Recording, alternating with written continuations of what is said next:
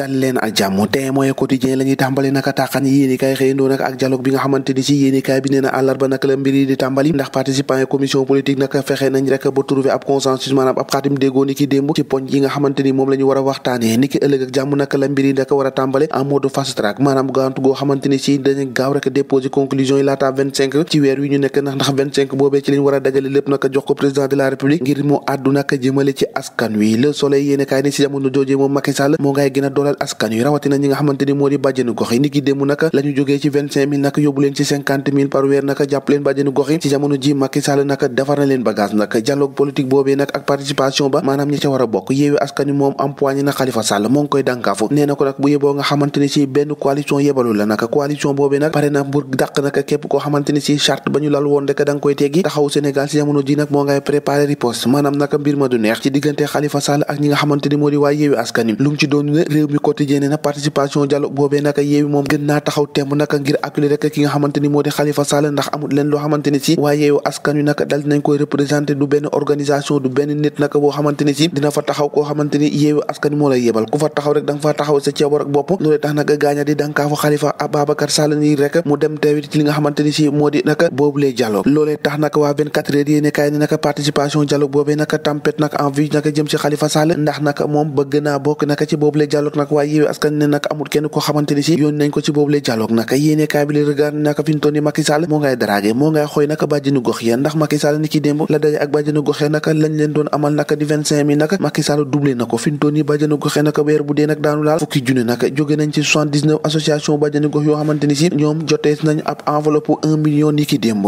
ci Macky moomee ak dialogue am naka présidence naka ak terme de référence naka jàppale leefo yéene kaay naka moo ngay tàqañi secret yi nga xamante ni moo lalu ci boobu le dialogue yéene kaay bi ne naka ñoo ngay dankaafu Khalifa Sall ndax dialogue boobee naka bu yóbboo mu xam ne amul kenn koo xamante ni yebal na ko foofe ñu wax ci leneen te moo di bolokis ñàkk bi nga xamante ni ñàkk nañ ko këruk Ousmane Sonko leader bu Pastef ak naka jël ay téléphone am ak Cour suprême ba naka gaaya saisir nañ ko les avocats wu Ousmane Sonko nag ñoo ngay sàkku nekk ci après préféré naka liberté déposé nañ ko ci kanamu président de la Cour de suprême naka ngir fexe rek ba loolee nga xamante ni def nañ ko Ousmane Sonko ñu daal di koy teggi ba mu set wecc l'indépendant yéene kaay ne li setagul kay mooy ci diggante Yewwi Askan Wi ak waa taxawu naka bu moytul naka safara naka moo ngi xeeñ seen diggante ndax dialogue ba naka moo leen nar a boole dialogue bu Macky Sall naka nar na féewale waa Yewwi Askan Wi ndax Khalifa Sall bokk ci conférence des leaders bëgg naa dem ca dialogue ba waaye dialogue boobee naka yéen waa Yewwi Askan Wi nee nañ yebaluñ ko fa tey yebaluñ ko fa ëllëg képp ku fa dem rek da nga faa dem sa cooba rek bopp loolee nag yéene kaay bi ne moo nar a féewale naka waa coalition Yewwi Askan Wi ci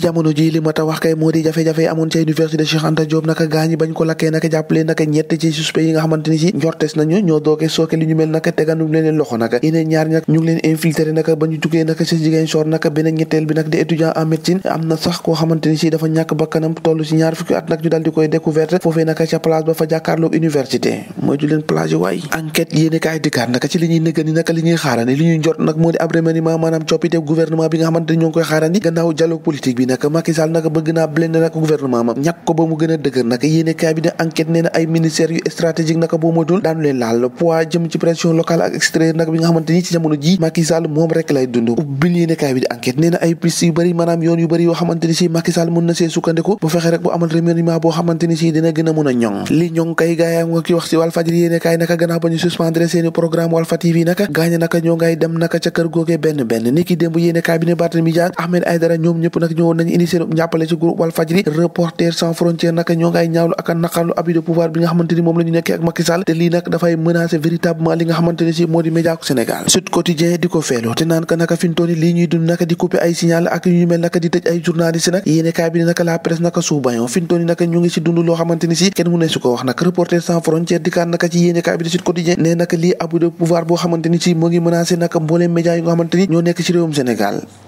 bàyyi leen média bi waay Les Échos yéene kaay ne luñ ci mënti wax tamit arrestation yi ñoo ngi wéy naka di gën a bari naka gannaaw manifestation yi fi am yéene kaay bi ne loolee tax nag si jamono ji naka juge yi naka amatuñ benn jot dañoo déborder prison yi naka tàmbalee fees jàlle naka policier ak gendarme si jamono ji nag dañoo occupé ba yegg ci lool avocat yi naka rawatina ndaw ñi naka ñoo ngi leen di solliciter bu baax ngir ñu jël défense ñi nga xamante ni moom la ñu tegagum loxo ay Sénégal fi mu toll nii jéeme na di ñoo ko déggandoo jàngin jëf ba ëllëg